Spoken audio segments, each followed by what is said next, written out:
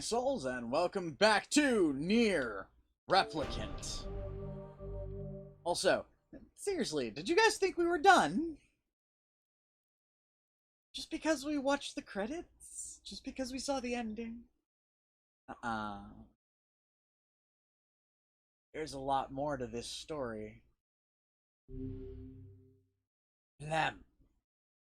Also, hello Aki, hello Andy, hello Isaac, hello Snake, nom nom nom, and hello Furry.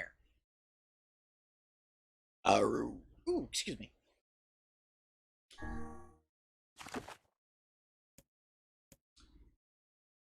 So, blam. Hello, Philanor Boreal. We are, from now on, moving on from save 2.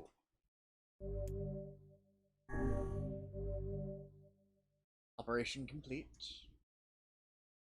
Numb all the faces.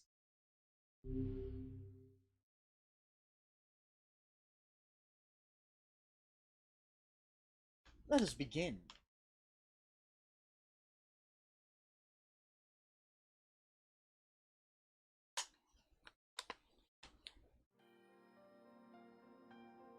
Whenever I interacted with Kaine, I was reminded about something from my past. Maybe my mind has been confusing her with my sister this whole time. Anyway...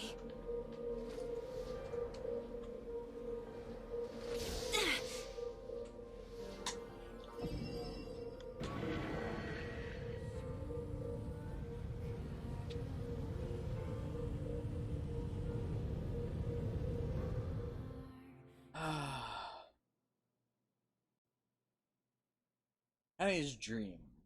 Discrimination. Aw. Well, snuggle the snake. Sound of rain filled the village. Steep cliffs that surrounded the area are magnifying. The steep cliffs that surrounded the area magnified sound, causing even the slightest drizzle to rattle like a thunderstorm. Thin wisps of smoke streamed from the huts as the villagers huddled in their homes and waited out the rain. A single child, however, had braved the downpour, and now wandered slowly towards the wooden hawk-shaped weather vane at the center of town.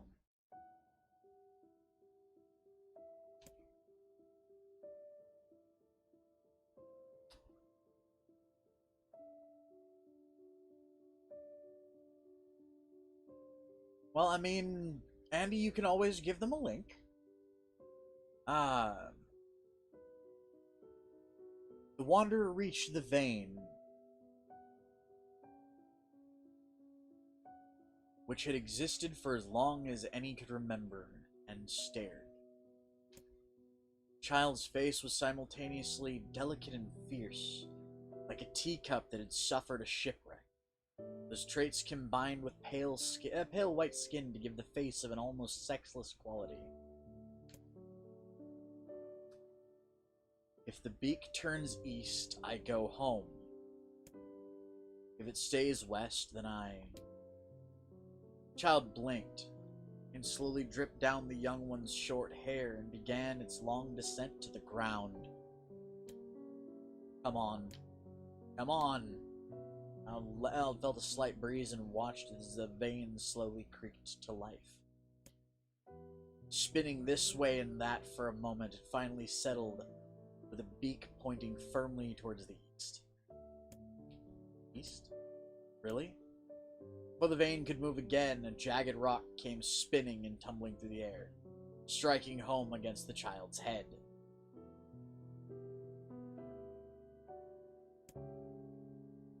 The force of the blow dropped the child to the ground as a hail of stones began to fall all around. No, they found me. A heartbreaking smile crept across the child's face as the stones continued their assault. Through the rain, the sound of multiple footsteps grew louder before a voice rang out. Yuhu Kaine. Voice belonged to, Daimo. Worst of all the bullies in the area. Kaine struggled to stand. A final stone came skittering through the mud and bounced against her foot. Blood oozed from a cut over her eye and blurred her vision. She could make out the shape of Demo, and his usual gang of idiots. The boys seemed taken aback for a moment by Kaine's seeming indifference to the blood dripping from her face, but quickly regained his bravado. "What's up, freak? Look like you like rain? You like getting all wet? Or did you finally decide to run away from home?" Then she knew it was futile. Kaine turned to leave. Before she could get more than a few steps, the other children scrambled to surround her, cruelty burning in their eyes. Kaine knew those were not the only eyes on her. The tormentor's parents watched from the safety of their homes. She was attuned to this sensation. It was one she'd experienced many times before. While some villagers simply turned a blind eye to the actions of their children, many encouraged it openly. In other words, this is a really fucked up story. In a society ruled by superstition and fear, Kaine was something to be hated, and if possible, destroyed. "I didn't say you could leave, freak." Demo's words chewed at her like a worm through an apple. "He can't hurt me," she lied to herself. "Be strong, be brave. Can't hurt me, he can't hurt me. Can't hurt me." "Oh look, the little freak's gonna cry. What's wrong? Are you sad that everyone hates you and wants you dead?"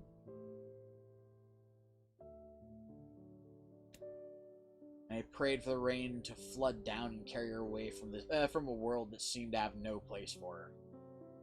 "Hey, Synth, nom." But if there were gods, they chose to ignore her, and Demo crept even closer. Clouds began to thin and the rain slowed. "The weather hates me. Useless. A failure. Wish Demo's rock had taken my head off." I couldn't meet Demo's gaze. She lowered her eyes and stared at the muddy ground below. Only moved forward until he was inches away. You could smell the scent of old meat on his breath. The boy grabbed Kaine's face with thick fingers and yanked it upward. She tried to turn away, but he forced her gaze back and jammed his thumb against her eyelid to pry it open. "Show me." "Hello, Aiden. Nom nom."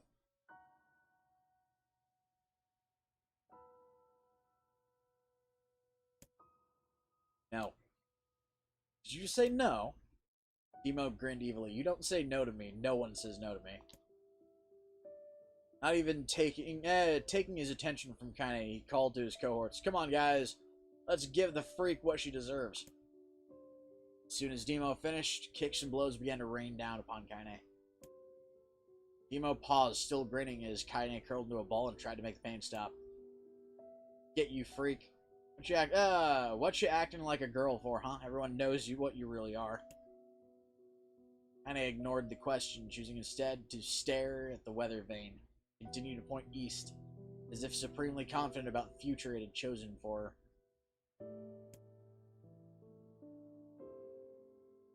Synth, eventually, yes, I will probably play through the entire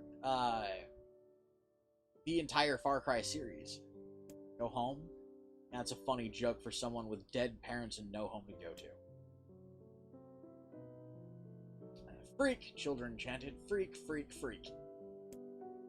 They closed her eyes and listened to the rain, waiting for the pain to start again. As the clutching hands of the village children closed around her, she bent her mind to the sound of the rain, letting it become her world entire. The rain fell, but the pain never came.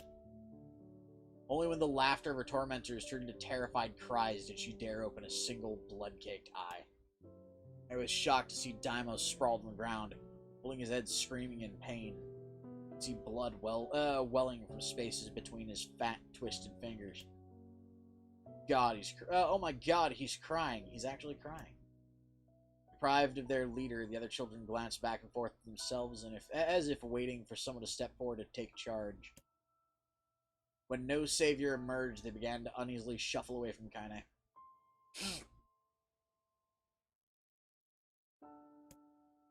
But the young girl was the least of their concerns. Instead, their attention was rapt on the ancient woman standing a few feet away. After struggling for breath for a moment, she finally spoke in a voice thick with rage. "It's like a bitch, don't it? I suggest you scatter before I throw another one. If you little bastards ever touch my Kaine again, I'll do far worse than throw a rock. You can count on it." The woman crouched down and gently touched the hand Demo was using to cover the wound. Before he could think to protest, she ground her palm into the wound and twisted back and forth. He screamed, leaping to his feet. "Stop it! What are you doing?" "Quit whining. And no one ever died from a scratch. Hit me with a rock, you stupid bitch, a big one. It could have killed me." The woman shrugged. "Death is the best cure for stupid." Demo's face twisted with rage at her words, locking his eyes on Kaine. He stepped backwards and spat on the ground. "Get out. Leave this village. No one wants you here. Either of you." Seeing the old woman grab another stone, Demo and his companions turned tail and ran. As they fled, the old woman grabbed her side and barked out a single laugh. "Ha! Look at that fat boy go. Yes, I guess he's healthy enough to run from a fight." A woman's smile faded as she turned her attention to Kaine. Kneeling down, she removed her shawl and placed it around the girl's shoulders. Then produced a cloth from the folds of her dress and began blotting at the blood on her forehead. "Oh, Kaine," she said. "Why didn't you fight back? You're stronger than that lot." By the way, there's a lot of exposition before you get to the actual meat of the next area. It's an interesting story, though. A little dark, but interesting. Gives you an idea of why Kaine is the way she is. The words of her grandmother stung Kaine, and she turned away. Don't be nice to me," she said. "I don't deserve it. Nothing matters anymore." Tears held in check for so long finally began to fall on the muddy ground below. "Everyone hates me. They think I cause bad things to happen, and they freak. I wish I was dead."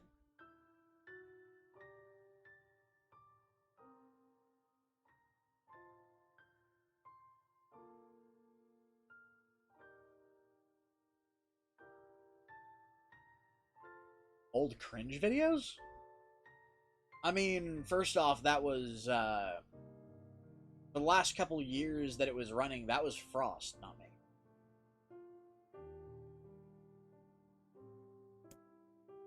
As Kaine's tears turned into sobs, she felt her grandmother's hands on her shoulders.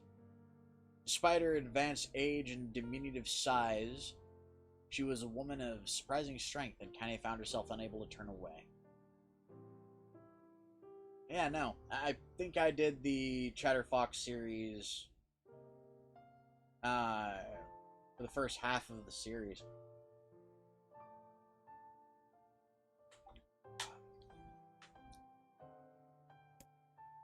Don't talk like that, girl. It's a river wide and deep that flows between the realms of this world and the next. And it grants no mercy to any that attempt the crossing. You got a duty to fight until your last breath. Understand? The old woman tightened her grip and tried to still the tremor in her voice. "Hey, Claire. You know the pain of losing someone close to you, Kaine. You know it because you survived it.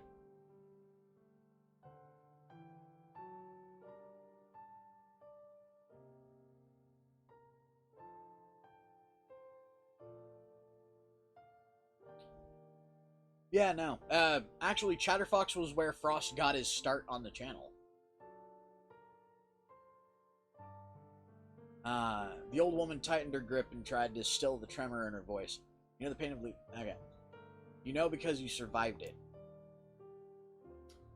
As the words hit home, Kaine was struck by the force of her love for the old woman. As a young child, she did everything. She didn't even know of her grandmother. But when her parents died, the woman quickly accepted her as her own. Grandma, as Kaine called her, was cunning, vulgar, and quick to violence. And their first few years together had not been easy. But with each year that passed, Kaine and her grandmother had grown closer. However, it was only now, sitting in the mud and tears, blood caked her face, that Kaine truly understood the depths of her affection. Here was a woman who had seen hard times, who had seen death, who had fought through all these things and somehow emerged on the other side. If anyone could understand Kaine's pain and loneliness, it was her. Did I make you sick, Grandma? Of course not. Don't be an ass. I drew her grandmother's moth-eaten shawl around her body and shuddered. But my body, it's not normal. If I was normal and then Mom and Dad wouldn't. Hush, interrupted Grandma. I'll not hear another word of this nonsense. You're my daughter and I love you. And if folks have a problem with that, they can just go to hell. With that, the old woman reached out and placed a wreath of dried flowers in Kaine's hair. The skill it took to bend the flowers without breaking the stems or losing a single petal was remarkable, and the beauty of it made Kaine want to cry all the more. Or all over again. My gosh, these are lunar tears. Grandma, you made this for me? Lunar tears were legendary flowers. Most people could live their entire lives without ever seeing one. And yet her grandmother had somehow collected a dozen or more. I reached up and touched the wreath as if she couldn't believe it was. Where did you find these? Just stumbled on them while I was out doing shopping. The old woman turned away as she spoke, leading Kaine to suspect that the search had been more direct than she was letting on, or more difficult than she was letting on. The pain she took to construct the ornament, let alone track down the flowers used in its construction, made Kaine's heart burn. She reached up and gently adjusted the wreath, admiring the way it felt between her fingers. Didn't quite turn out right, said her grandmother as she squinted at it. These old hands have trouble with delicate work, but I'm sure, but it sure looks good on a pretty girl like you. I blushed and turned away. You think I'm pretty? Of course you are. What a fool you say. What a fool thing to say. Thank you, Grandma. Grandmother smiled. We're gonna be fine, you and me, she said. Long as we got each other, we'll be just fine. Kaine took her grandmother's hand in hers, and the two of them struggled to their feet. As they began the long walk home, Kaine gripped the hand with all her might, trying to stop smoke from drifting away on the wind. The rain had stopped. I stood beneath the weather vane, watching it spin in a lazy circle, no longer caring about the direction when it stopped.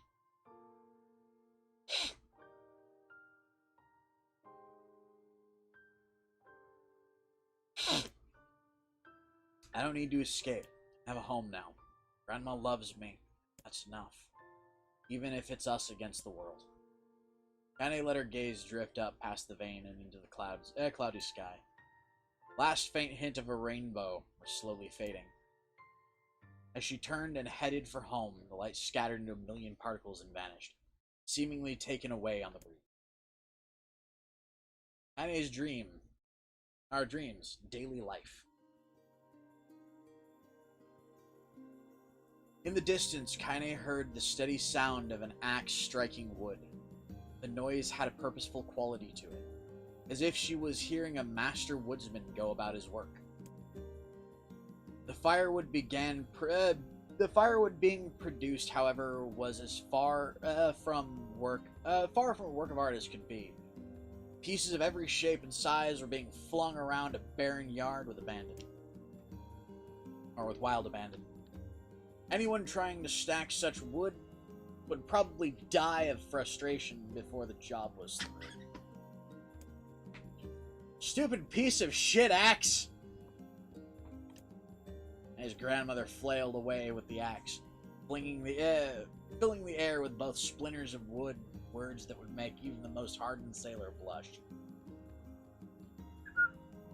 Damn. Well, now we know where Kaine got her mouth from. Grandma, called Kaine. Hey, you, Kaine, yelled the old woman, her eyes taking her eyes off the wood for a moment. Don't get too close or I might take your goddamn foot off by mistake. She brought the axe down on a piece of wood, sending chips flying in every direction. One spun past Kaine close enough for her to hear it with a whistle. At which point she decided to step back. When she scuttled to a safe distance.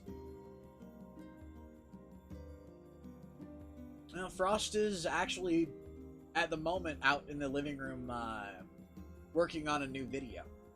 So he does his own thing. I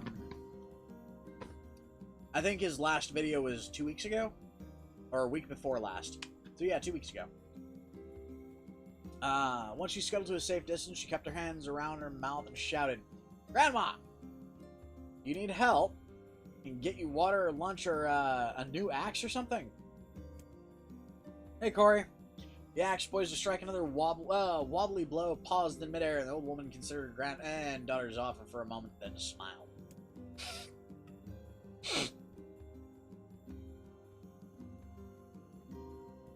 Tell you what, since I'm doing such a piss-poor job at chopping, why don't you come here and take over so I can get the water? Jade's been restless lately. I want you running into one of them. One of them bastards. Nom nom, the Corey face. Relinquishing the axe, her grandmother picked up a long pole with wooden buckets on either end. To answer that one, Synth, he doesn't actually do streams more often than not because he doesn't like playing video games. He's more of a... How to explain this? He prefers either playing with Legos, playing with his toys, or more often than not, he's out there reading. So he doesn't like video games very much because he can't really play them at his own pace, being partially blind. It takes him quite a while just to read a book.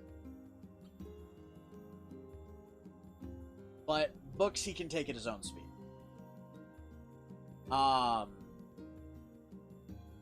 Occasionally he actually does come on the streams, but it's very rare, because he usually will sit in the background and just kind of either read or lounge or do something, just kind of interact with the chat on occasion. But he doesn't do that all too often.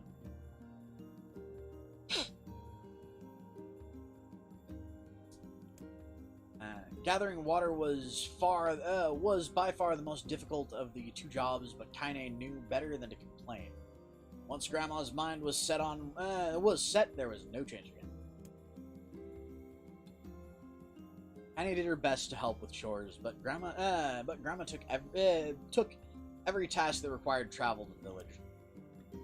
Though she had a long list of plausible excuses, Kaine knew the only reason. She didn't want her granddaughter to be taunted and harassed by the villagers.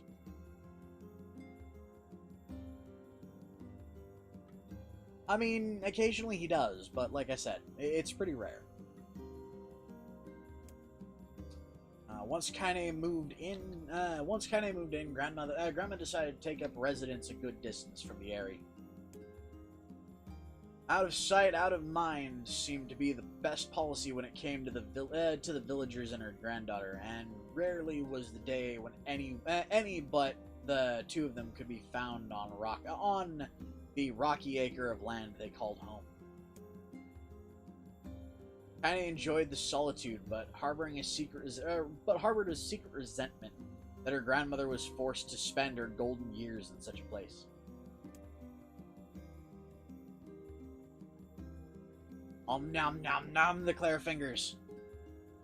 Nom nom nom.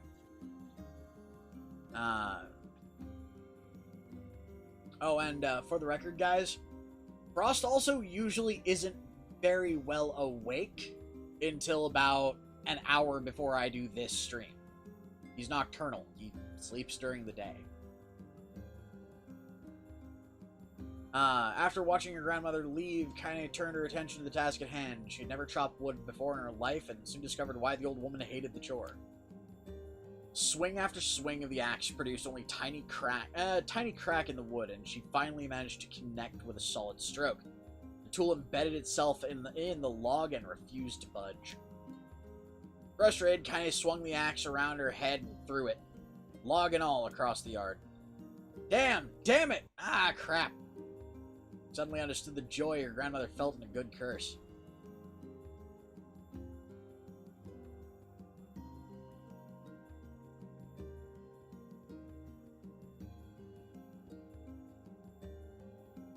That's actually kind of hard to explain, Sent. It's actually really hard to explain.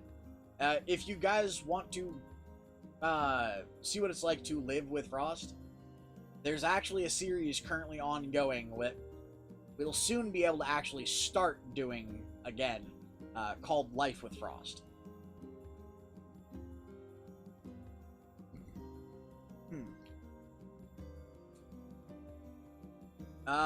Andy, I mean, I know I'm going. She suddenly understood the joy her grandmother felt in the good curse. Okay. Happier now, she picked up the axe, forced it from the wood, and resumed chopping. She had natural skill with a blade, but the task was challenging, and blisters would soon begin to form on her small pink hands. This is tough, and my logs are all weird sizes. Spitting on her palms and ignoring the pain, Kaine redoubled her efforts. Just as she was developing a rhythm, grandmother returned from the village, setting down the buckets with a small sigh and took one look at the logs and coughed out a wheezing laugh.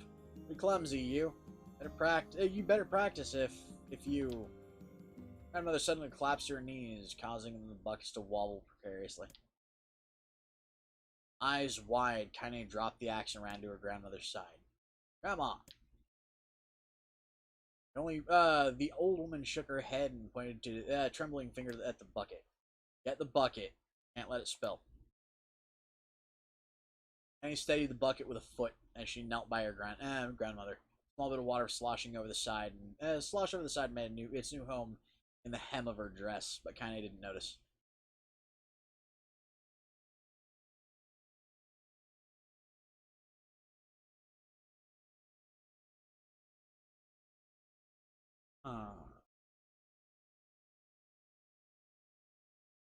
Yeah, no, numb the Corey face. One of these years, we're gonna have to drag you down to BLFC. We really will. But not this year.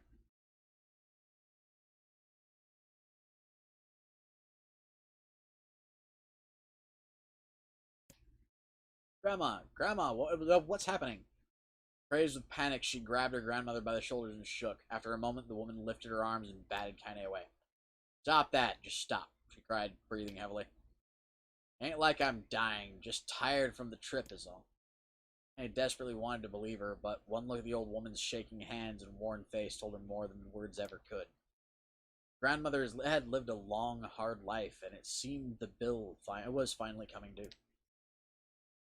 The time when her grandmother watched over Kaine was ending.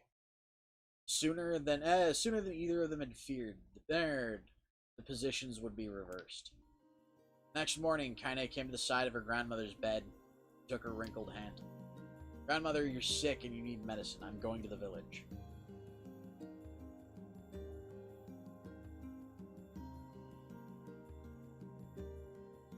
Yeah, Corey, realistically, if we get you to go to a convention at any point, we need to get you a gas mask or an NBC mask of some kind. Like a respirator.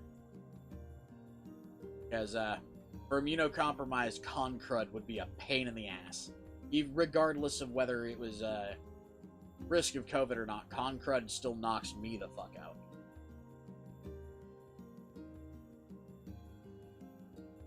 I've just discovered I have a cut in my cheek. The old woman shook her head and tried to rise, but kind of gently pushed her down. It's all right, said. I'll be fine. Grandmother fixed her with a gaze that could melt steel. For what seemed like an eternity, she finally lowered her eyes and sighed. Well, I don't like it, goddammit, but I guess I should quit being so stubborn and let you grow up. The woman watched as Kaine strapped on her boots and made her way down the road to the village. Hours later, as an unseen sun made its way across the dark, rainy sky, she was still watching. Kaine moved at a brisk pace, checking her pockets every few minutes to make sure the money her grandmother gave her was still there.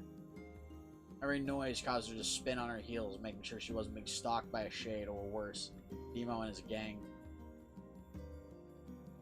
Oh god, yeah. But she encouraged neither tormentors nor shades, and Kaine found herself at the entrance to the village. The few adults she could glance sideways at, and muttered to few adults she could see glanced sideways at her and muttered to each other behind raised hands before slinking away into the shadows. Her heart raced. Kaine took a series of rapid, shallow breaths and tried to calm herself. I have to prove myself. I have to help Grandma. I have to be strong. She chanted those words to herself over and over as she slowly made her way. Finally, her eyes settled on a rotund older woman with who was angrily waving her arms in the air and telling anyone who would listen exactly what she thought of Kaine's presence. "Hey, lady," Kaine, with a bravado she did not feel. "Where's the apothecary?" The woman's flabby cheeks shook in bewildered anger. "How dare this thing speak to me?" She seemed to say, but Kaine saw that her eyes held a different emotion. Fear.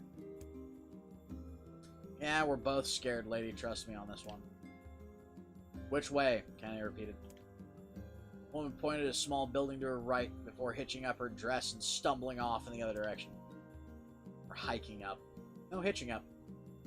Kaine cringed, expecting a stone to come flying from the assembled crowd, but none came.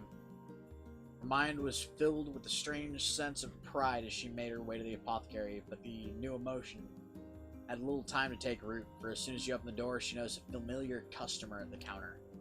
It was Demo. Clearly been sent here for some kind of family errand because his gang of followers were nowhere to be found. "My god," he sputtered. "I mean, what are you doing here, freak?" The insult was delivered without force, and Kaine happily ignored it.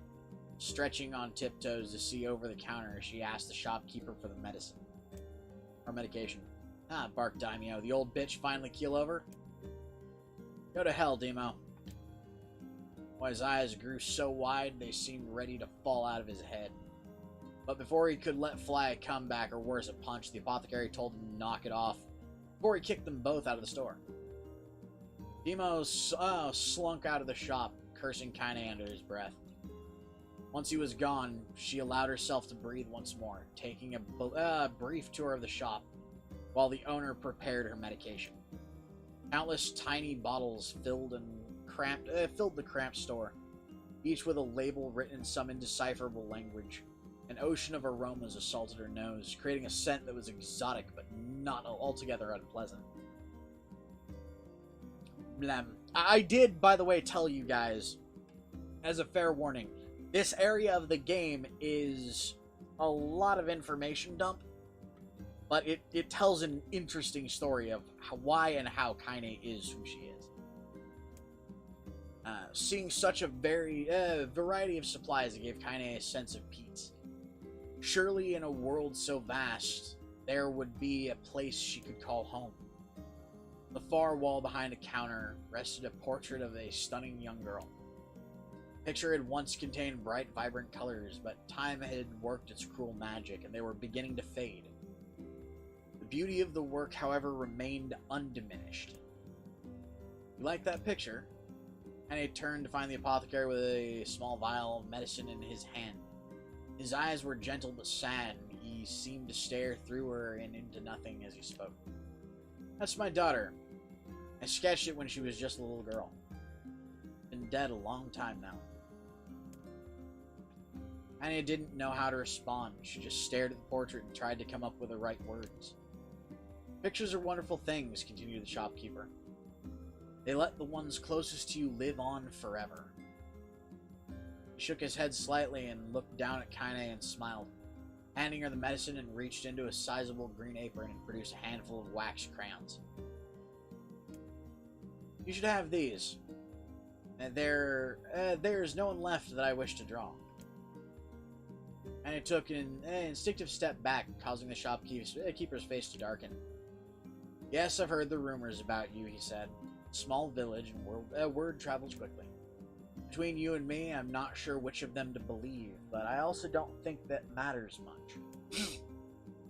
I know your grandmother, Callie, and I think the way she was driven out of this town was just deplorable. Grandmother's name is Callie? Thought Kaine, suddenly. She was still mulling the new fact over in her mind as she reached out and gently took the crayons from the apothecary's hand. Grandmother is an old friend of mine, he said as Kaine scooted away yet again, and I owe her much. I wager she would like it if you drew a picture of her. I think she would like that. She would like that very much. Kaine murmured a quiet agreement, but inside her heart was bursting. Never before had a villager treated her with anything but complete contempt. It was tiny. It was a tiny, almost indecipherable step. But it was a step nonetheless, and with enough tiny steps, she might one day discover the rest of the world. By the way, want to take a moment out of the reading to point out that this is a thing. This right here.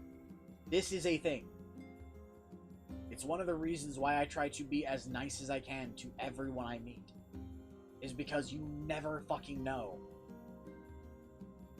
You never fucking know who you're talking to. Or if the rumors about somebody that you're talking to might not be true, or what have you. And a single act of fucking kindness can be the difference for somebody between having the worst day imaginable and being able to have a good day. It's one of the few things that this world seems to be forgetting. And it's something that we need to remember. It's something that we as a fucking species needs to remember. Cruelty only creates more cruelty. Be better than that. When Kaine returned home, she found her grandmother asleep in her bed. Her feet were blackened and raw, even bleeding a bit in places, leading Kaine to think she had been pacing around the room until exhaustion finally caught up with her. Yum. She placed the medicine by her grandmother's pillow and turned to leave, but found the old woman's hands clasped around her arm.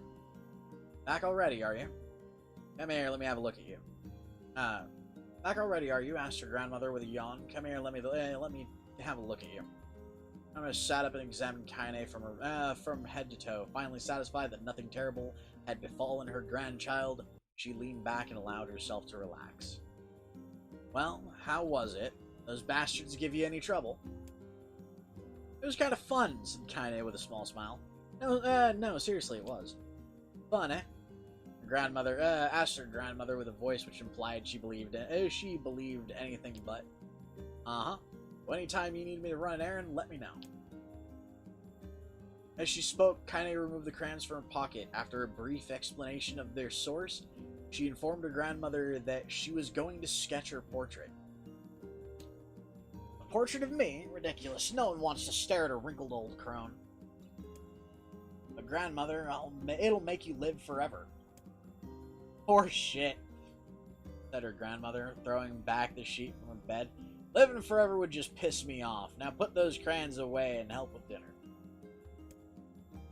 But Kaine would not relent.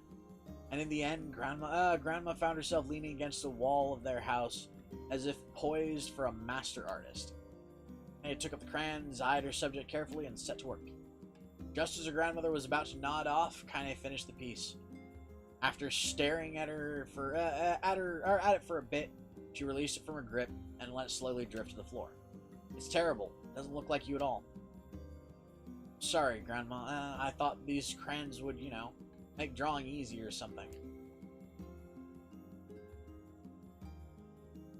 The old woman's eyes narrowed at her granddaughter's disappointment. Let me be the judge of that, she said, ignoring the pain in her back and reaching for the paper.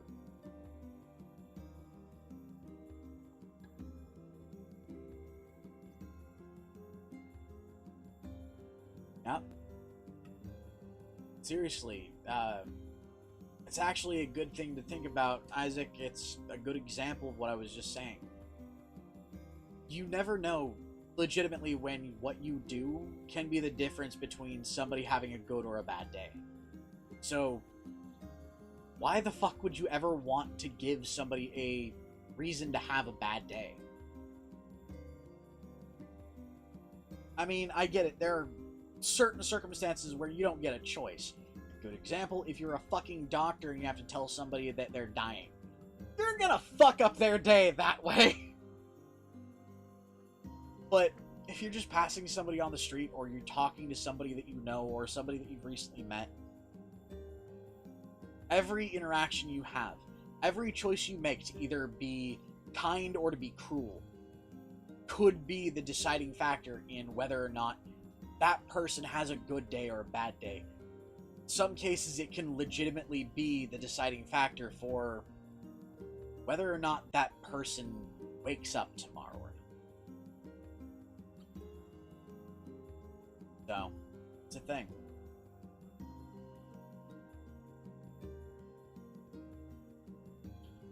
Isaac, a single act of kindness could mean the world to somebody.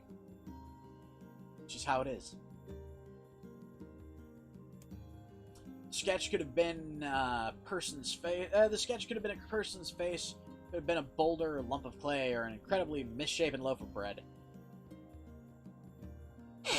All rendered in a chaotic array of colors. The old woman stared at the picture for a long time, then slowly wheezed out a laugh. Hey, Corey. Snuggles! Nom! Nom nom nom the nose.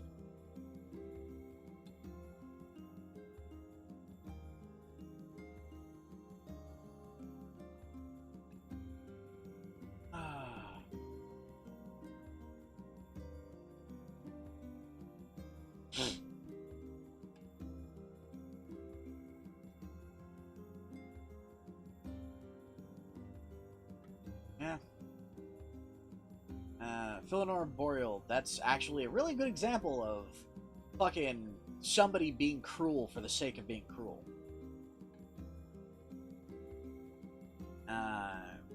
Wheezed out a laugh. Oh, Kaine, she said between laughter, you truly are my blood. You're as clumsy as me, and I love it. But, she won't hear any more about, more bull about how ugly you think it is. It came from the heart, and I'll treasure it always. True to her word, the old woman gave the picture a place of honor above the kitchen table. The days following, Kaine would often catch her staring at the portrait with a strange smile on her face. An action she interpreted as silent, mocking laughter. A week later, Kaine could stand it no more and asked her grandmother to take the artwork down. Hush, the old woman said. I'll take it down when they roll me in my shroud. She pondered this for a bit, then turned to Kaine and dropped to one knee. Listen to me, girl. Seeing this picture makes me happy in a way I've never felt before. It makes me want to go on so that someday I can feel some happiness. Or someday you can feel some happiness. It was a moment that burned itself into Kaine's memory. A perfect blend of pride, love, and joy that came together to form a lifelong remembrance. She swore to never forget this moment, to never forget the old woman who had made her place in the world possible. Time moved on. People and memories moved in and out of a life like ghosts passing through a hall. But this moment will be different, Kaine swore, because I will remember it forever. Forever. Kaine's dream, separation.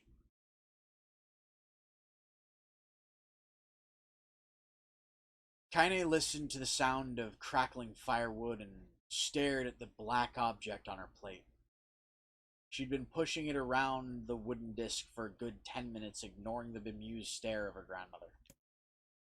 Finally, she summoned her courage and gave the object a brief sniff. A sharp, bitter scent flew up her nostrils and made its home there, causing her face to twist with disgust. Grandma, I can't believe you want me to bug. The old woman threw some more wood under the cooking pot and snorted. Not a bug, you fool, it's a berry. Why the hell would I be feeding you bugs? Yeah, well, it sure looks like a bug, said Kaine. I think it's burnt or something because it smells terrible. That Kaine held her nose and threw the berry in her mouth, chewing as little as possible. Oh yeah, that's terrible, alright. Why, you little brat, laughed the old woman.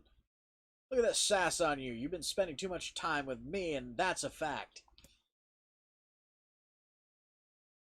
5 years had passed since the moment when Kaine's grandmother saved her from the bullies.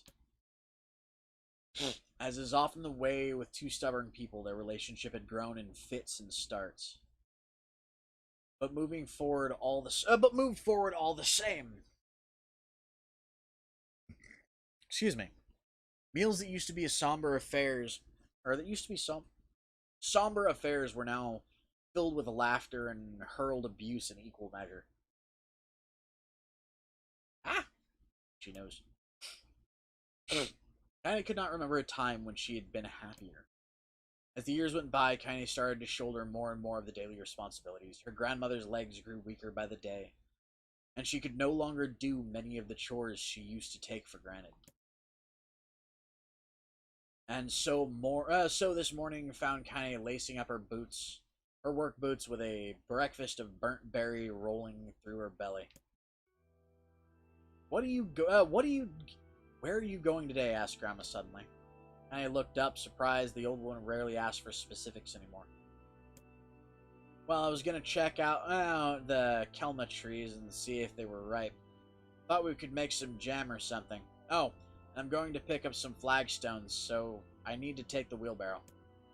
Flagstones? What the hell for? Kaine stared at her grandmother and held out an arm to sweep it around their home. Constructed mostly of cloth and rope and rubble. The old place sagged like a boxer in the final round. Grandma, a dying cat could chew through this house. I'm gonna build a stone wall so we have some protection. The old woman laughed, exposing her toothless grin to the world. Goddamn girl, it's a bunch of thieves want to ransack. If a bunch of thieves want to ransack this old place, let them come. We got nothing worth stealing anyways. I'm not worried about thieves, Grandma. I'm worried about shades. People saw one west of the village yesterday. The old woman tilted her head and stared at her granddaughter. Well, shoot. I don't know why you have to do it today. We can worry about this some other. Grandma, no. If I don't go to the kelma trees, we won't eat tonight. You know that. A confused expression passed across the old woman's face. For a moment she was a small child lost at a carnival. Yes, she said after a bit. Yes, of course, you're right. I'm sorry. I'm sorry, Kaine. Lately it seems my mind is... She didn't finish the thought, instead of walking over to her nightstand and gently taking a wreath of lunar tears from the drawer. The flower petals had aged to a brilliant whiteness, and Kaine thought it was more beautiful now than the day she first received it. You're gonna be a true woman soon, Grandma said, and placed the flowers in the girl's hair. So that means less chatter about shades and building defensive walls and more talk about how beautiful you're becoming. Annoyed, Kaine reached up to remove the garland, but the look on her grandmother's face stopped her hand.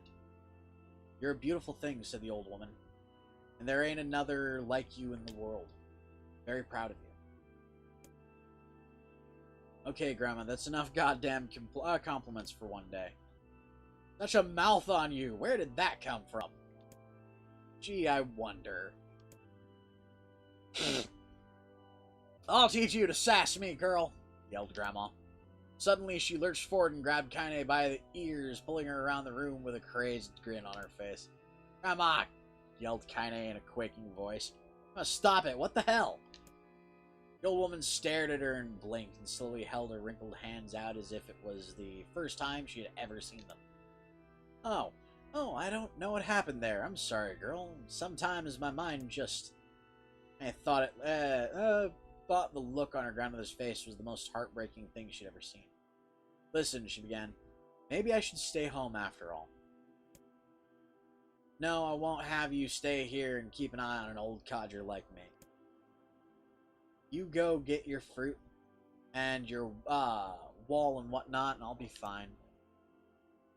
Hold on just a second, everybody.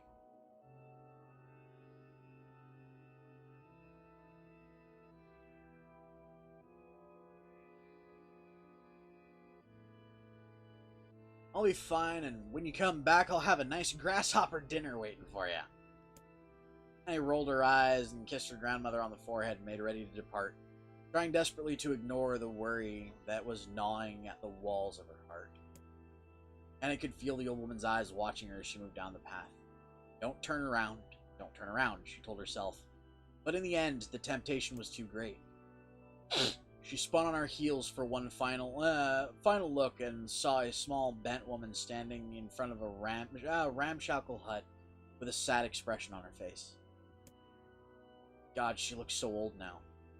Like the wind could reach down and just carry her away. Annie worried about her grandmother all day, causing her work to suffer. What little fruit she could collect was tossed carelessly into the wheelbarrow, and she found a couple of stones before losing interest in the project. Finally, as dusk approached, she decided to call it a day. Cursing herself for the lack of focus, Kaine pushed the nearly empty wheelbarrow back down the path. As she crested the final hill, she suddenly froze in place. The wheelbarrow fell from her fingers and collapsed on its side, sending a few pieces of wrinkled brown fruit rolling back down the hill. Gaze was transfixed by a thick black cloud that hovered just overhead, tracing its path with a finger. Kaine suddenly felt her stomach knot in on itself. Oh God, no. Grandmother's house was ablaze, the flame licking up as if trying to touch the sky itself. Grandma! Kaine ran then, faster than she'd ever moved in her life. Once she tripped on a stone and went sprawling into the rocky ground, but she leapt to her feet and continued running, unmindful of the blood that spilled from her wounded hands and feet. As she got closer, Kaine's mind began to race in time with her footfalls. It's too dark. Not just fire. Can't be fire. Too much smoke. Gotta save her. Burst into the front yard and came to a sudden halt. The worst suspicion confirmed. The smoke from the fire was mingling with the thick, inky blackness of an enormous shade. The massive creature supported itself on 3 twisted feet, and achieved balance through means of a large armored tail. Scales, horns, and claws sprouted from its body in a random, chaotic pattern, giving it the appearance of a lizard designed by some insane god. Seeing Kaine, it let out a roar and flicked its tail, sending a small whirlwind spinning around the yard. For a moment, the creature retreated into a shimmering, inky blackness, as if her mind was unable to comprehend that such a thing could actually exist. But then the smell hit her, a blend of rotted meat and excrement. The horror became real once more. The creature bellowed again, and this time Kaine responded with a scream of her own. "All right, you bastard," she thought as her scream echoed off the high cliffs around them. "It's you or me, let's go." Shade-eyed Kaine with a bemused interest, and it began looking from her to the house and back again, as if urging her to look at the destruction it had gleefully wrought. With dread building in her heart, Kaine glanced towards the house. Through the smoke and flames, she spotted the small figure struggling to escape the ruins. "Grandma!" The sound of her voice, the old woman began waving frantically. "She's alive," thought Kaine. "Alive!" And his legs sprang to life as she raced across the yard towards the flaming wreckage of the house. Before she could advance more than a few steps, the shade opens his mouth. and let out a roar powerful enough to uproot trees and send them flying. Blast sent Kaine stumbling through the air before smashing her against the rocky earth. Stars danced in front of her eyes as she tried to remember how her legs worked. Get up. Get up! As Kaine struggled to her feet, the shade stomped towards the house and pinned her grandmother to the ground with the tip of a claw. The old woman struggled to move the claw from her stomach, but she might as well have pushed a mountain. She coughed briefly, sending a small spray of blood in the air, then collapsed to the ground, her energy spent. Annie lurched to her feet, only to fall back to the earth with a gasp. Her ankles were on fire, one or both of them were suddenly broken. Ignoring the pain that screamed through her body, she began dragging herself across the ground, leaving a drunken trail of dust and blood in her wake. Grandma, hold on. Just a little longer. Grandmother's face was turning blue, her eyes rolling back, until only the whites were exposed. Kaine pulled herself across the ground with maddening slowness. The distance seemed to increase with every second that passed. Shade glanced between the two women and flicked at its tongue, its giant mouth turning up at the corners. Short, panting breaths bleached from somewhere deep inside its core. Belched. Bastard laughing at us. He had no idea how such a mindless creature could experience emotion. But there could be no doubt the Shade was taking joy in their suffering. This reminds me of, weirdly enough, of Twitter. Yeah, I see your plan. Shade moved its claw slightly, allowing Grandma to breathe again. He was clearly keeping her alive, only to snuff out her life when Kaine was close enough to touch her. I'm gonna kill this bastard. Summoning all her strength, Kaine rose to her feet. There was a sickening snap from her right ankle as the foot twisted backwards, but she forced it from her mind and began to hobble forward towards the monster. Pulling a small knife from the pouch at her waist, she leapt on the foot that pinned her grandmother and plunged the weapon deep. Give her back! Give her back to me! It was like stabbing a rock. After a few swipes, the knife broke at its hilt with a dull snap. The Shade panted laughing again. The Shade panted laughter again, then raised its tail and sent it rushing through the air towards the young girl with the that was latched to its foot. I never had a chance. The tail struck her square in the chest and sent her crashing into the burning wreckage of it. As she lay on the ground with blood pouring from multiple wounds, a small, weak voice spoke up. Kaine. His vision blurred, but she forced herself to focus on the sound. Finally, her eyes cleared enough to see her, for her to make out her grandmother's hand reaching out to her from the smoke. Grandma? Kaine, you gotta run. You can't best this one. And he grabbed the hand and held it with all her strength. Grandma, come on, we have to go. And coughed loudly. One of her hands slick with blood slipped from Kaine's grasp and thumped to the ground below.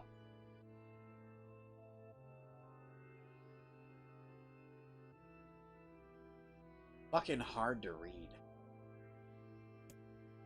Said, run, goddammit, you have to live. You have to get through. Thought would stay forever unfinished. Before she could say another word, the Shade's clawed foot descended, smashing through the remains of the roof, down upon the shattered figure of the old woman.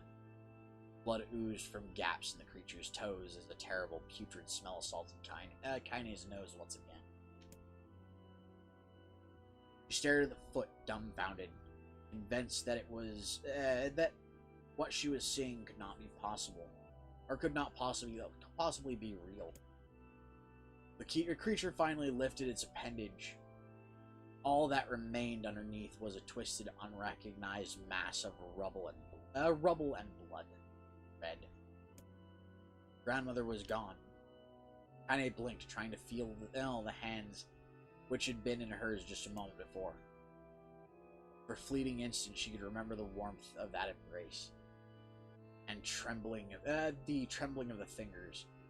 But then a sensation drifted away on the breeze. And then the sensation drifted away on the breeze and was gone. God damn, my brain.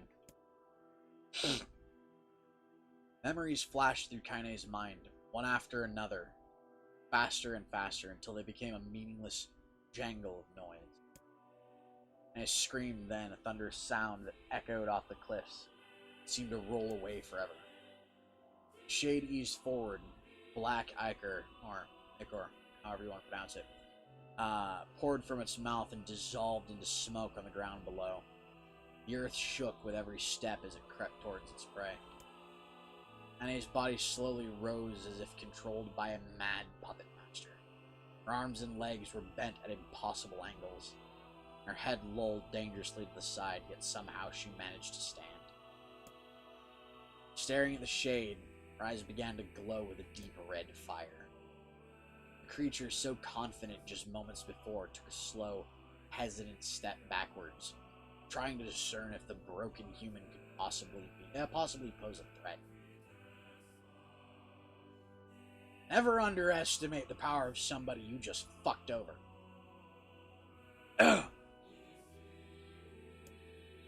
And he seized the moment, laughing like a madwoman. She leapt in the air and plunged the shattered hilt of her knife deep into the leg of the shade.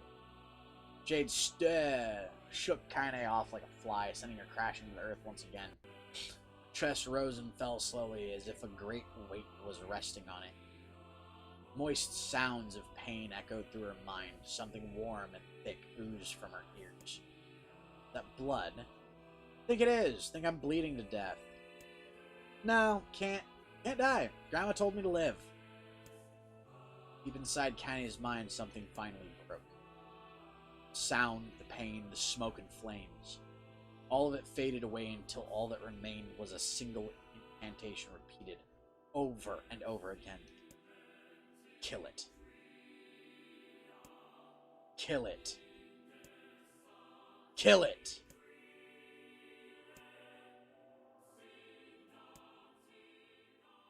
Kill it now. As the spark was on as the spark that was Kaine slowly began to flicker and die, she felt a desire to kill and her desire to live blend into one. The distance between heartbeats grew longer and longer, longer.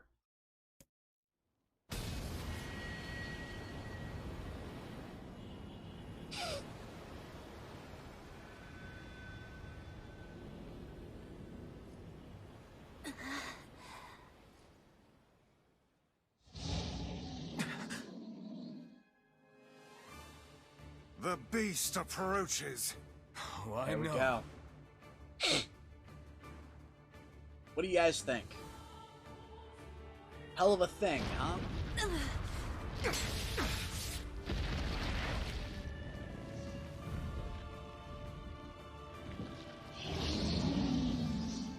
Yeah, no, an hour later. It's a hell of a story, like I said.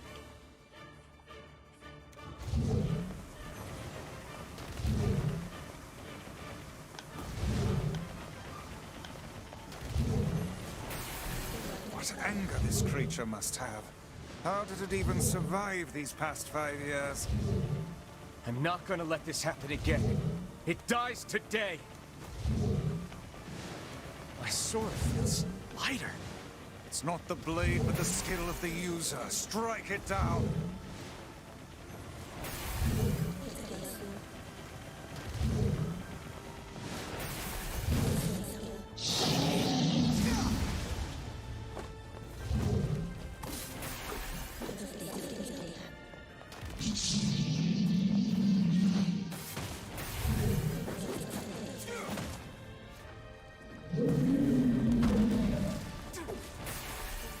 Literally one stab.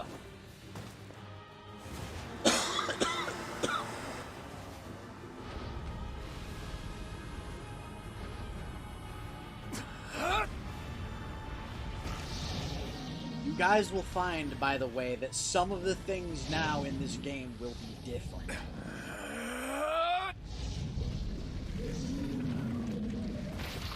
The story changes ever so slightly every time it's played.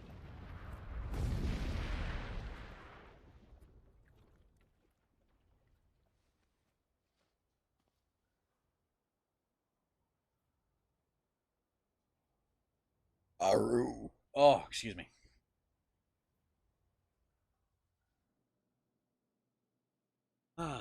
Kaine's dreams encounter. Gently, weakly, softly. Shade, sure that its tormentor was dead, turned and stomped off towards the horizon, stopping along the way to bellow before one final roar. Couldn't kill it. Shamed beyond imagining, Kaine tried to turn her head to the side, but only succeeded in coughing up a huge gout of blood. It was getting difficult to see, and only after a moment of fierce concentration,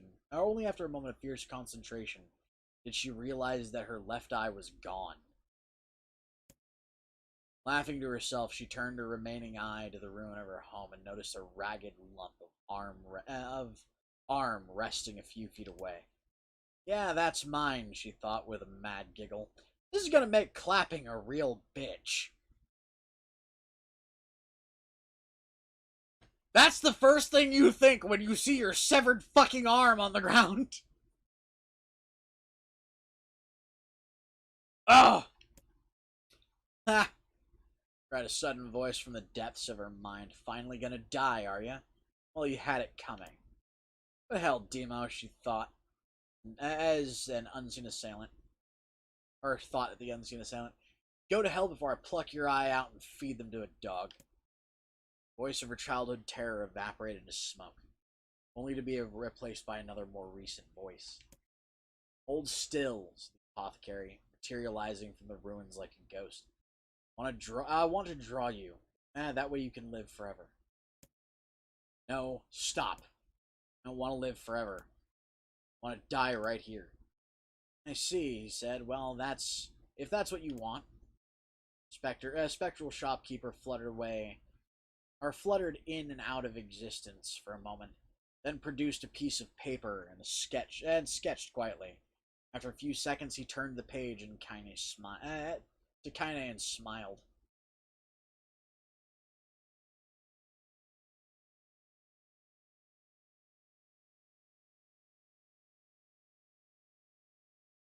Nice.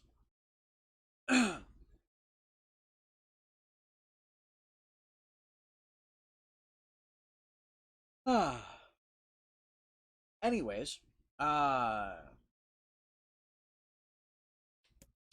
since you rejected my offer, I decided to draw someone else. A picture of her grandmother, real as life. And I opened her mouth to thank the man, but stopped as the picture began to blacken in the middle. Before she could say anything, dozens of multi-legged insects began to swarm across the image, tearing at it with sharpened pincers.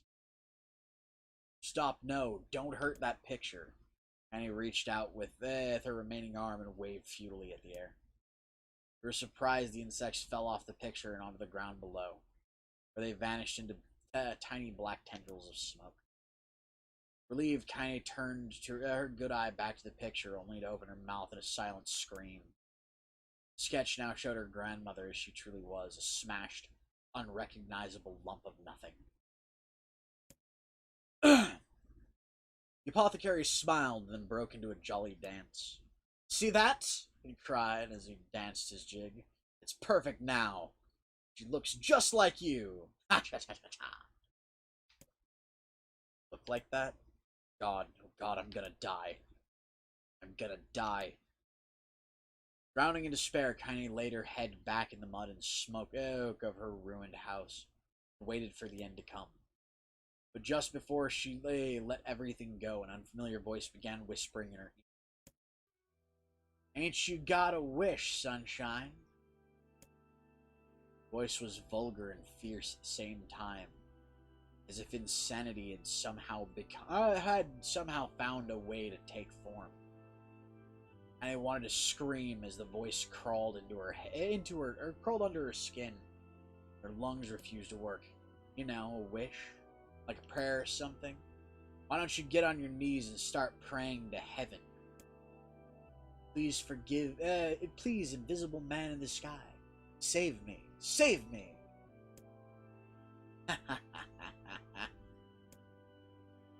Kaine finally resorted to shouting at the voice within her mind. Or with her mind. I don't make wishes, they don't come true for me. I'm a curse, a freak. I should be left to die. Her voice boomed in her ears. Oh God, you're the best. He glanced down and saw a black, shiny substance oozing from her legs. She tried to brush it away, but her remaining arm would no longer respond. The substance slowly crept around her feet and then began moving up towards the rest of her body. Is this death? Is this what it's like? Or is this my mind just losing itself? You feel the slime oozing upwards, feel the hot, searing pain it left in its wake. Whatever else might be happening, she was still alive, and this was real. Come on, said the voice. Let it go. And I tried to ignore the voice and concentrate on the pain, but the newcomer wouldn't have none of it. Don't ignore me, sunshine. You're ready to give up, ready to die. So why not let me have it? Have what? Your body. Come on, give it to me. Give it to me. I want to stand on the ground, feel the rain, taste the wind. Voice paused as if licking its lips. When it resumed, it was filled with a mad, unabated joy. I want to take your hands and use them to choke the goddamn life out of people. I want to tear out their throats and bathe in the blood, just like before. In response, Kaine shifted her head and vomited. The warmth of it crept down her front and mingled with the pain of the encroaching black ooze. You a shade? Yeah, maybe. What of it? Slime reached her face, crept up past her nose, and slowly oozed into the socket of her missing eye. The moment it touched her brain, Kaine was struck by the most powerful sensation she'd ever felt in her life. It was ecstasy. She wanted to scream with delight, but all she could manage was a small whimpered moan. Feels good, don't it? Asked the voice with a chuckle. Yeah, what can I say? I know how to please the ladies. Now give me that body. Come on. Give me the body and I'll give you more of this feeling. It's a fair trade. Drug dealer to a prostitute. The black lump began to protrude from Kaine's a black lump began to protrude from Kaine's side.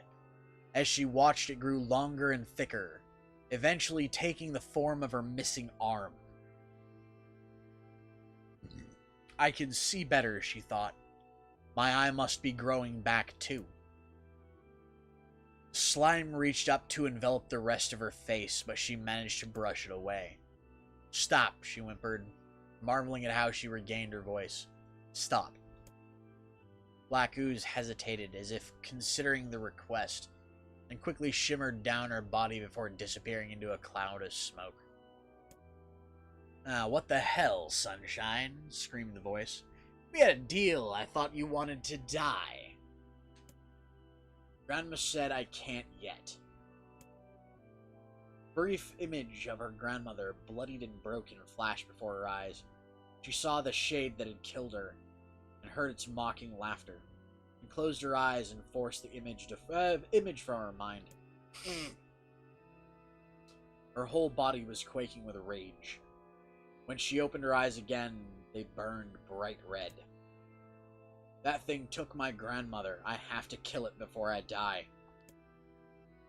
Kaine glanced down and saw a mysterious pattern. The pattern of the shades, burning itself into her left arm. Well, I'll be damned, said the voice cheerfully. Look at that, sunshine. I think you and me are gonna be good friends now. and I stared intentionally at her arm. The more emotional she felt, the more letters seemed ready to puncture her skin. Or more the letters seemed ready to puncture her skin and begin infecting the rest of her body. The arm clearly had a will of its own. Stop. Gotta stop. Holding her left arm in her right, and I took a deep breath and tried to calm herself. Come on, don't fight it, pleaded the voice. Hate's my favorite dish and I'm hungry. Let it go. Feel the anger. Burn with the fire of revenge. Thirsty for blood? Then go out there and... Shut up! Shut up and get the hell out of my body. Your body? You know, that's rich. Sunshine. Really rich. Look, why don't you just up and die so I can have this body all to myself? What do you say? I bet those buddies of yours in the area would love to see you dead. I grabbed a nearby shard of glass and tried to saw off the shade's infected portion of her side. Before she could, her darkened left arm grabbed her right wrist, crushing it. I screamed and dropped the shard, and the sound of bones crushing on bone filled the air. Stupid idiot girl. You're possessed now, Sunshine, and there ain't no going back. Voice laughed again, a loud, long wail that seemed to go on without end. Possessed? Whispered Kaine. Yeah, possessed. You and me, we got what you might call a timeshare arrangement. Remember how folks used to think you were a freak? Well, wait till they get a load of you now. I looked up, tears in her eyes. The sky seemed smaller somehow. Darker.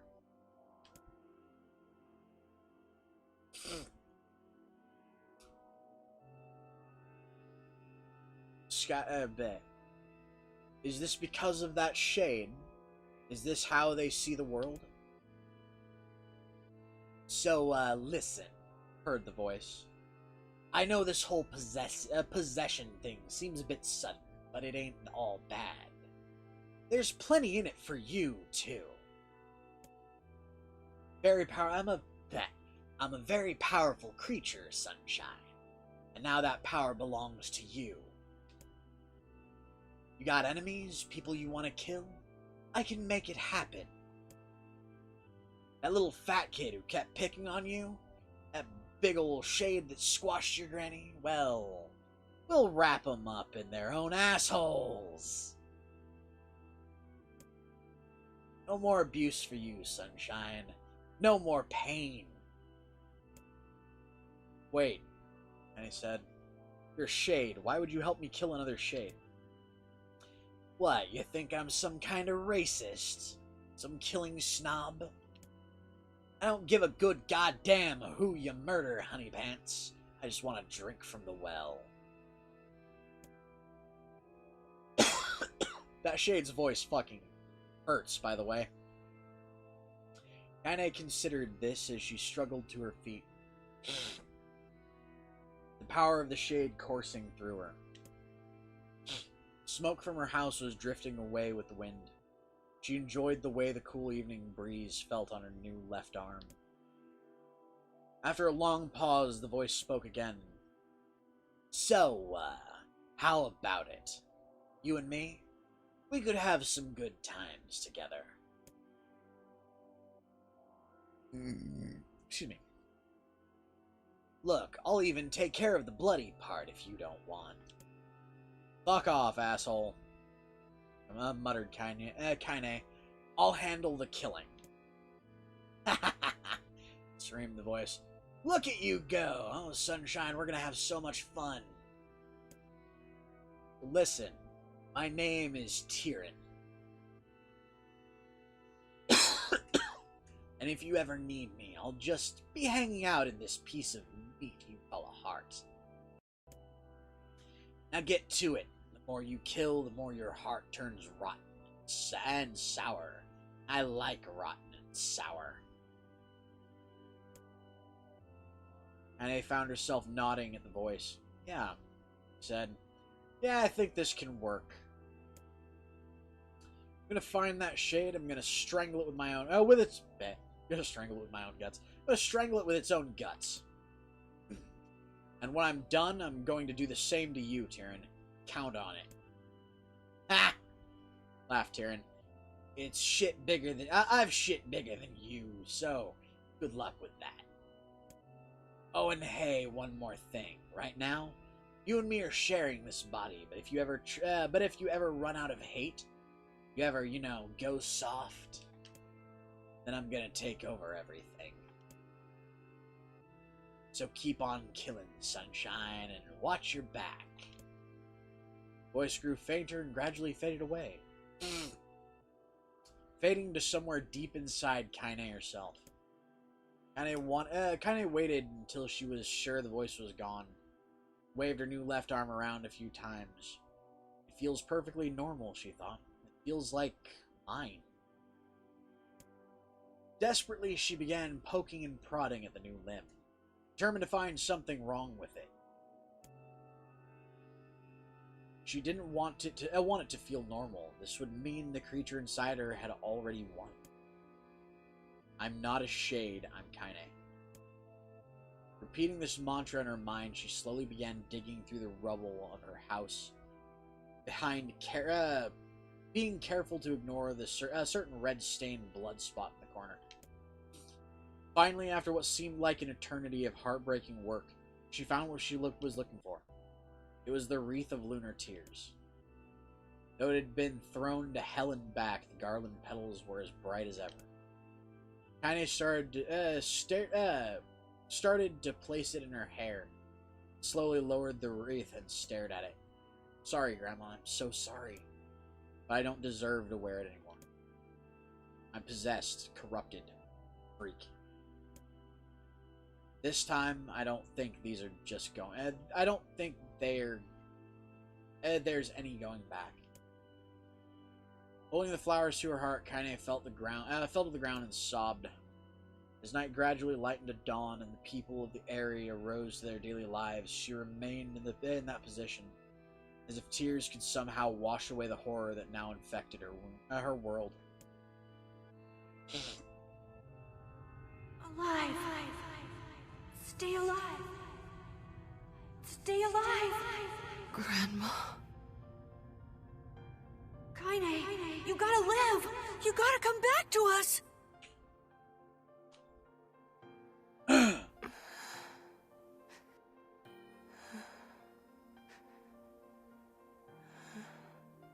Oh, hey.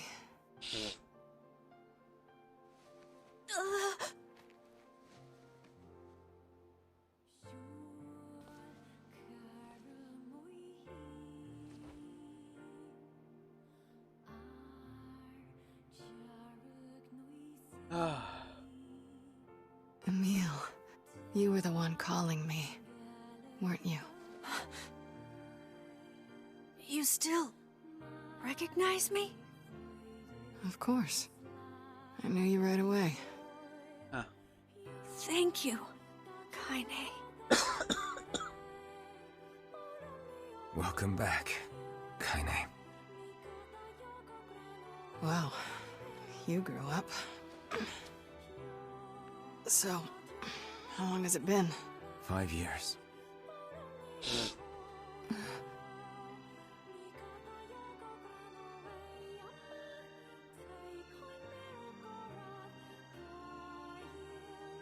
She does. Shit. That's a long time. Any luck with Yona? We're still no closer to finding her. We need a way to locate the Shadow Lord. By the way, this is for you. Is that a lunar tear? It's not as good as your grandmother's, but I tried. Now you guys understand why I cry a little at this particular scene. Or why I look like I'm about to. Lunar tears to her are something that means a lot. No, it's great. Thank you.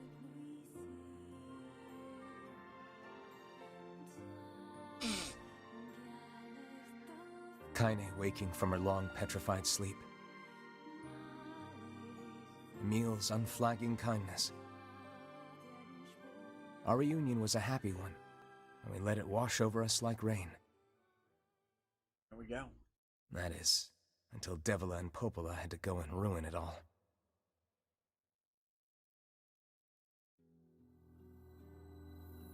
Are you kidding me? You can't be serious! Please, try to understand. People are tired and scared, and... I'm sorry. I'm sorry you have to bear the brunt of that. This is crap, and you know it! It's okay. I mean, definitely a thing, Isaac. We can sleep outside. No one's sleeping outside. You and Kaine saved this village, and now they want to run you out? People are afraid of us. And really, I understand. I mean, look at me. As long as you're still with us, I can deal with it. Right, Kaine? I'm used to sleeping outside. But... We'll see you later. Sorry about this. I mean... yeah. What is the matter? Kaine always sleeps outside. I never thought about that until just now. Never even occurred to me. Damn it. We should turn in.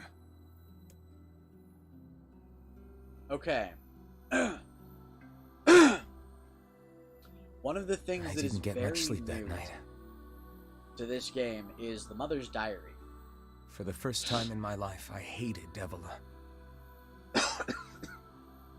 For the first time in my life, I doubted Popola. But those feelings are pointless in the end. They said and did what they did for the sake of the village. To protect it from the horror of the Shades.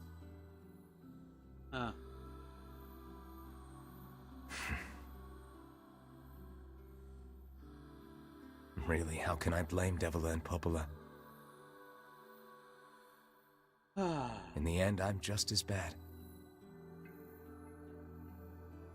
Because I never once stopped to think about Kaine and Emil's situation myself.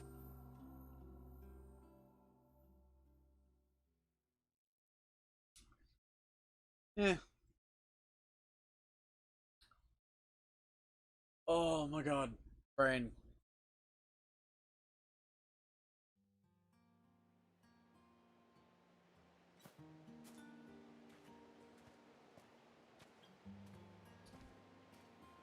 Huh. I should apologize to Kaine and Emil.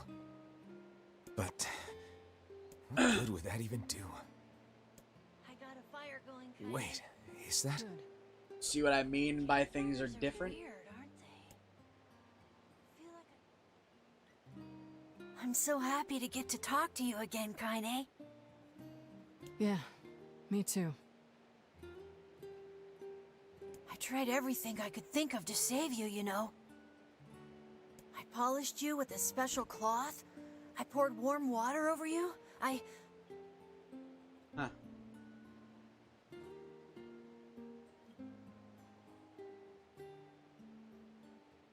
Wait, you poured water on me? Yeah, but it didn't really do much except make you all shiny. Hey, Emil. Thanks for saving me. I guess you noticed how I look different now. I'm sorry, Emil. I'm sorry for all of it. Well, I mean, this new form isn't all bad, you know? At least I can look at you when we talk, right? Hey, so why don't you tell me something about yourself? I'm not very interesting. Sorry. Come on, I just want to know you better. Please? Fine. This all happened when I was a kid, before the whole shade possession thing. My body is different. And when the villagers found out about it, they started treating me like a freak. But one person, my grandmother, accepted me just as I was. No matter how bad things got, she gave me the strength to keep going.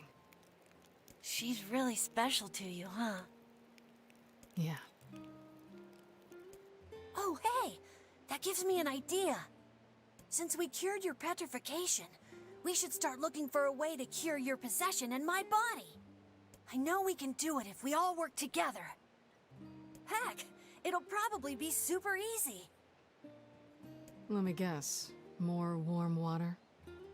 Okay, can we just forget I told you about that?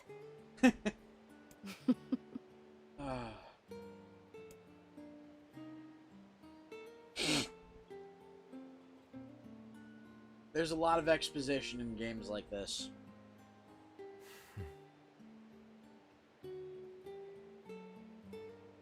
But I kind of like it. It tells a story. And realistically, the ending isn't all that important. It's how we get there. So, them.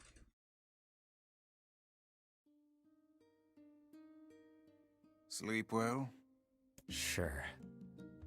And yet your red eyes tell a different tale. Don't be so hard on yourself, lad. I need to go see Devila and Popola. Very well.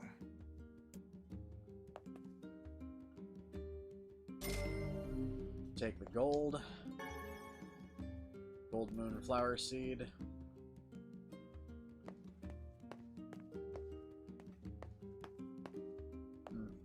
Wait, where's the diary? Ah. There we are. What might that be?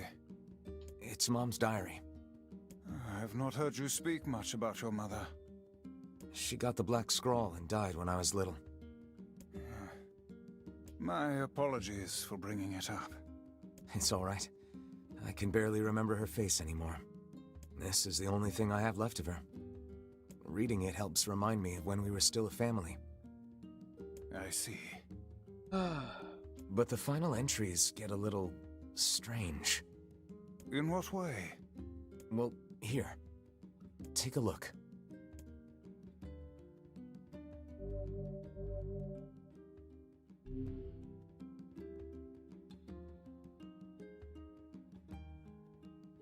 Say there. Can you not hear me?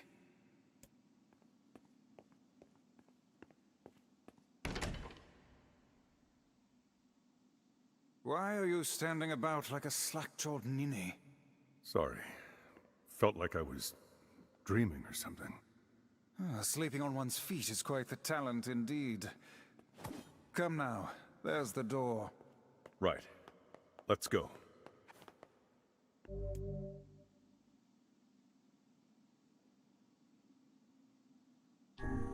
This is Mom's diary.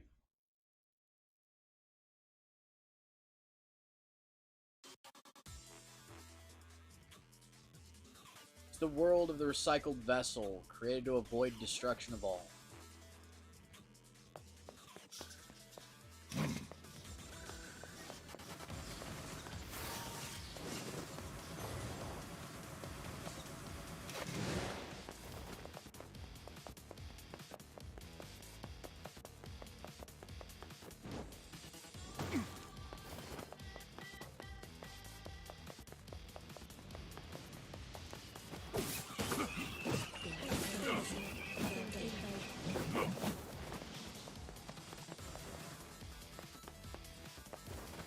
This, by the way,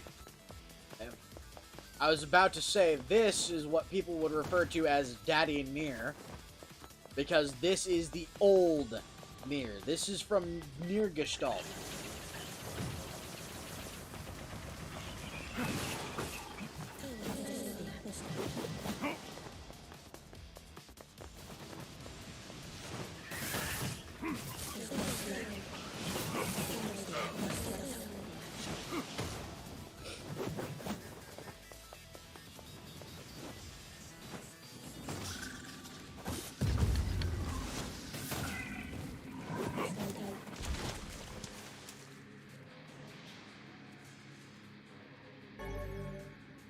Obtain medicinal herb ×3. It's a challenge mode.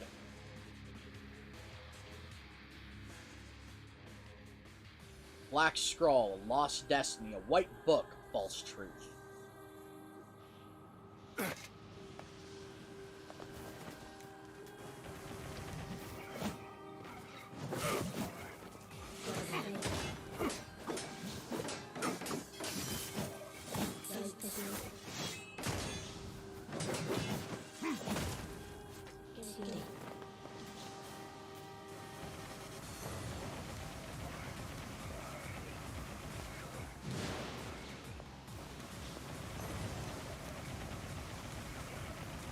Ah.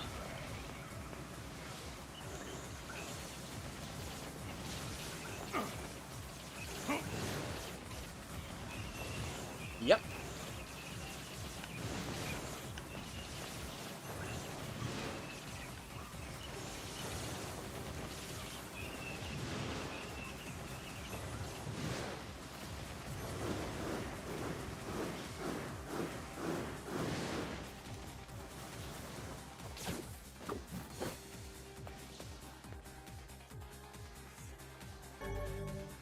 Medicinal herbs ×3.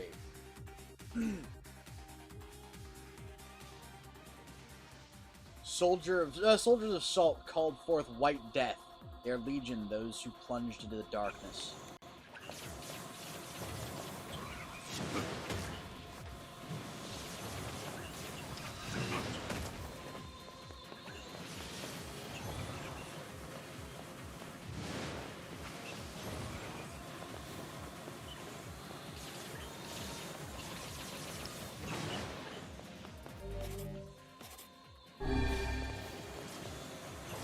Ooh. Oh, you're gonna pull this shit. Alright.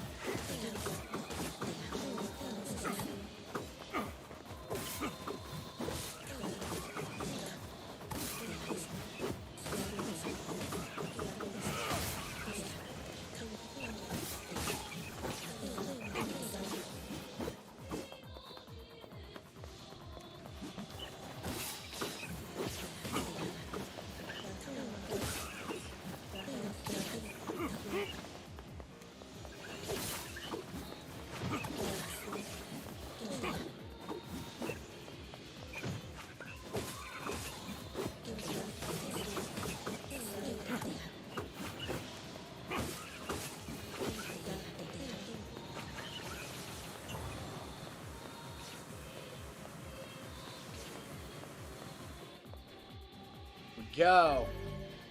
In one-handed sword, Fool's Embrace.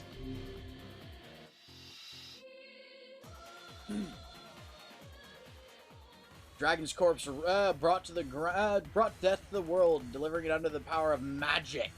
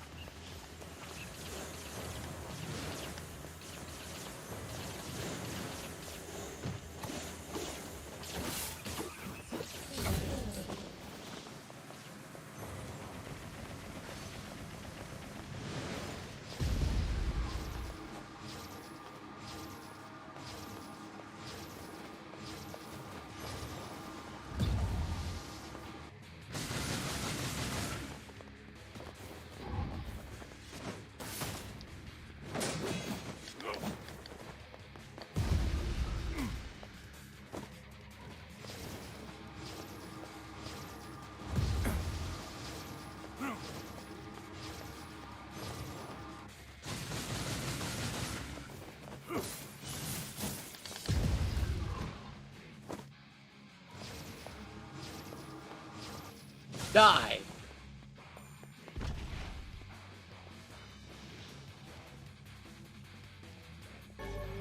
Hey, nice. Nom nom the acky face. Obtain medicinal herbs.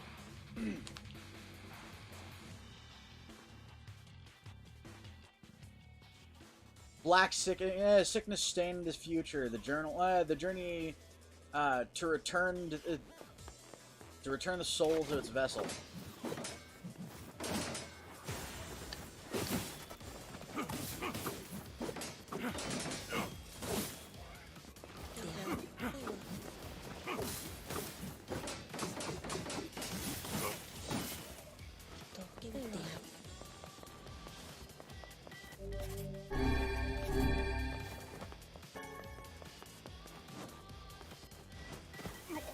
I may have to let myself die, by the way. I don't know. Ah, damn it.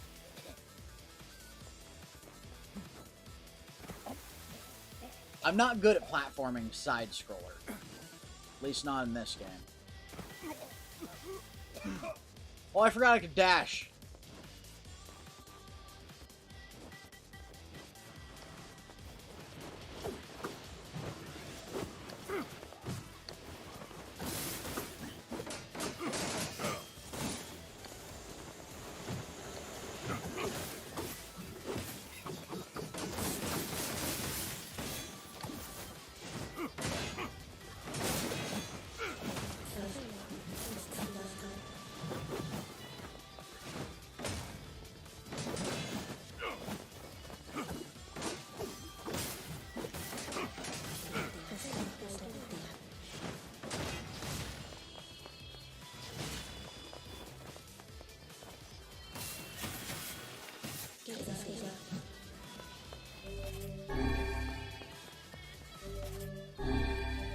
Woo!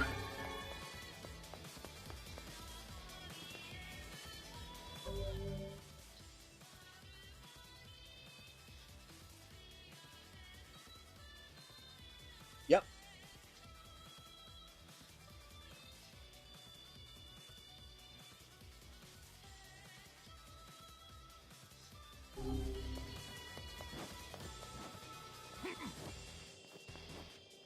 Yeah, I may have to let myself die and go back through this in another episode.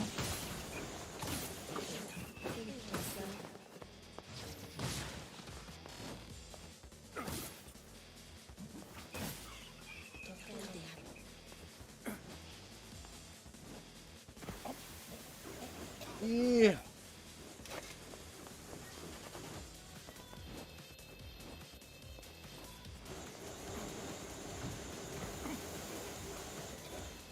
Ooh, I hate that.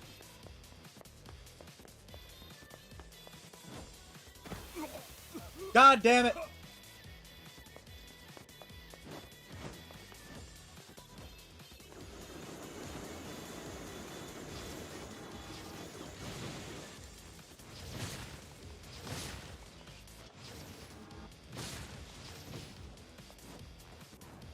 Get bent, motherfucker.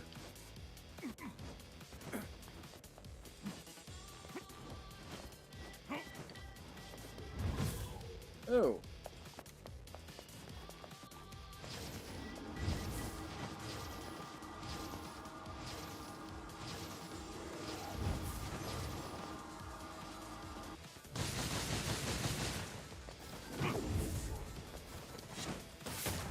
Just die, please.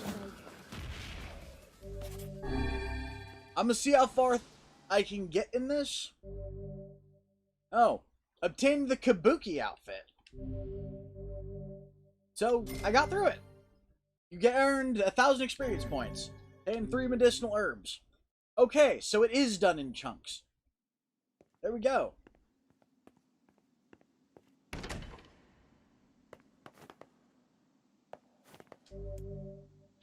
Leave this area.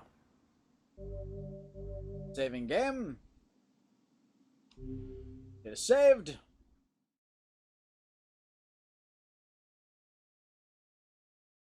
Ah. Blam. And now I should have the Fool's Embrace. My word. Something wrong? I feel as if I've just awoken from a most unpleasant dream. I know what you mean. That happens to me whenever I read it.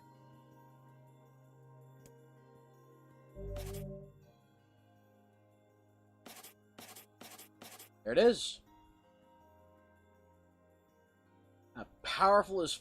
not exactly a powerful as fuck weapon, but pretty good.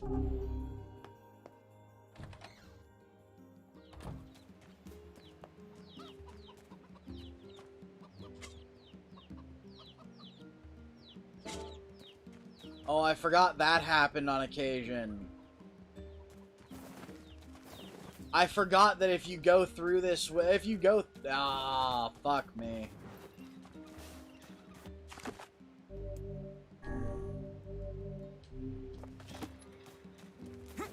Alright.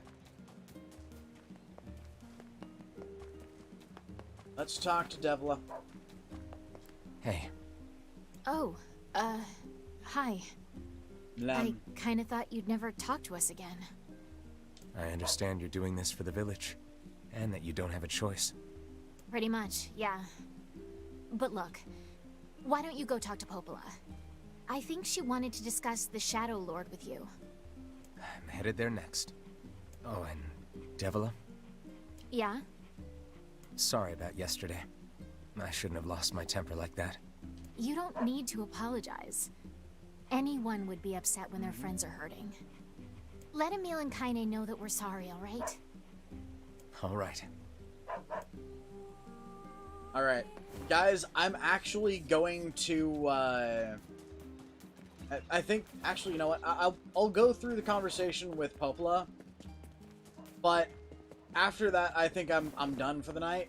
Because, well, one, reading through that put it fucking a lot. I should have had much more of a drink than I had going through that. So that's a thing.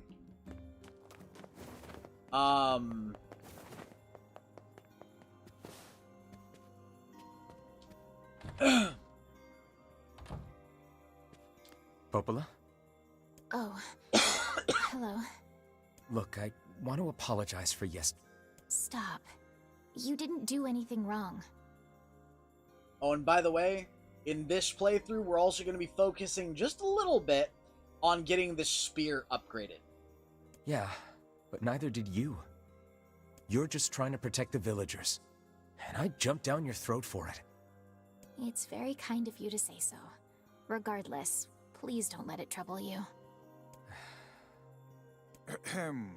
I believe there was something you wished to discuss with us. Oh, right. Yes, about that. You know about the lost shrine, right? The temple where I was first discovered. Yep. That's it. Well, it seems that the Shadow Lord's lair is connected to it somehow. Oh ho. It was right under our pages the whole time. But the bridge that leads there is unusable. So, take a boat. A boat? Yes, the canal's finally been repaired. It took a lot longer than expected. I also asked them to provide a boat at the path to the Lost Shrine's back entrance. The ferryman will let you use it free of charge. That should make it easier for you to move from town to town. Nice. Thanks, Popola. I feel like you've done so much for me. I'm really grateful. Alright, I'll see you around. And we for go. the love of everything, be careful. Alright.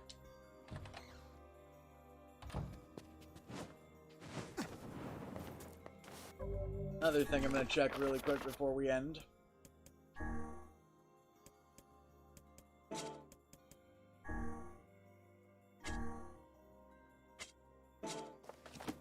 Ah. Okay, so as you guys have noticed, the game gets a little different. Some new things happen. Some new cutscenes happen. It's the same thing with each and every one of the run-throughs. The path above the entrance to the shopping district should lead to the boat landing. It's essentially the same with all the playthroughs. Every time something slightly different happens until you've gotten through every one of the normal endings to the true ending.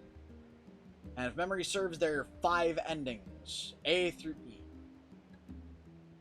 So, we're probably going to be playing through all 5 of them.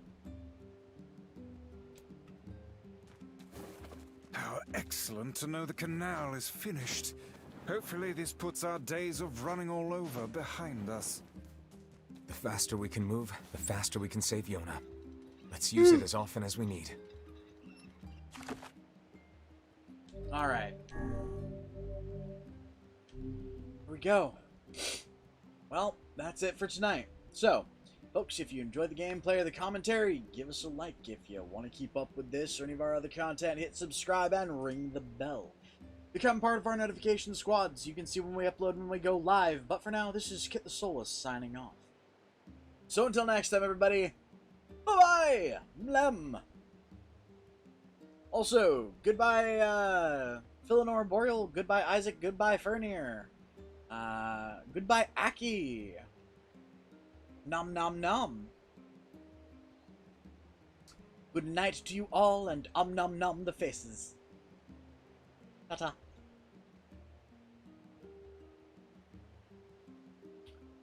Mlem. Blam blam blam blam blam blam blam blam blam blam blam blam blam blam. Oh shit! I forgot to transfer over the credit. Fuck it. No. I had a credit thing. Like I had a screen that I was supposed to switch to right now, and I forgot to transfer it over to the Windows side of my computer. That should be up by tomorrow. Sorry, guys. Weird weekend. You guys will see it tomorrow. Anyways, ta-ta!